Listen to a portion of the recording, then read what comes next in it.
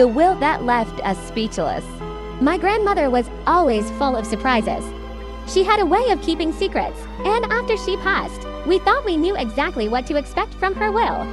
The house, the jewelry, the little collection of antique furniture, all of it was going to be divided among her children and grandchildren. But when the lawyer read her will, none of us could have predicted the strange stipulation that left the entire family in shock. It started out normal enough. My mom, my uncle, and my aunt would receive equal shares of the estate. My cousins and I were to inherit small sums of money, and that was that. But then, the lawyer read one final clause. To my dear grandson, Ethan, I leave my most prized possession. However, it comes with a condition. He must live in my house for 1 full year, starting immediately after the reading of this will. Only then may he claim ownership of the estate and all assets.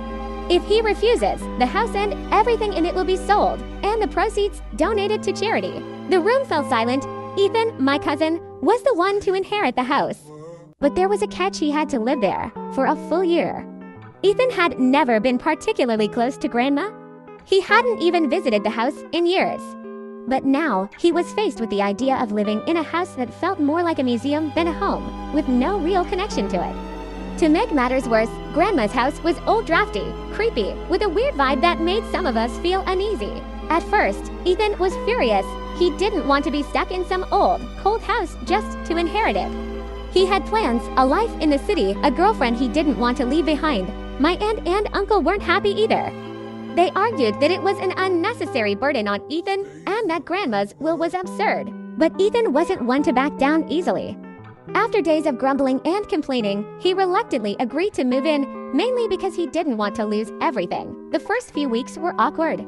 Ethan barely spent time at the house, instead opting for the bare minimum, eating takeout, avoiding the old basement, and keeping the place mostly empty. But soon, something strange started happening. The house began to feel like home to him. He started noticing things he hadn't before. The old family portraits on the walls, the secret compartment in the study, and the cozy spots Grandma used to sit. Over time, he found himself growing attached to it.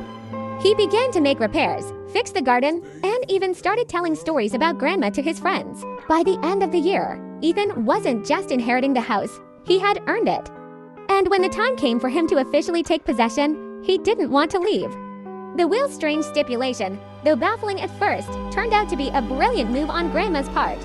It forced Ethan to reconnect with his family, the house, and the memories that had been neglected for years. So, while we all grumbled about Grandma's odd request, it ultimately brought us closer together as a family and turned out to be one of the most valuable lessons any of us could have learned.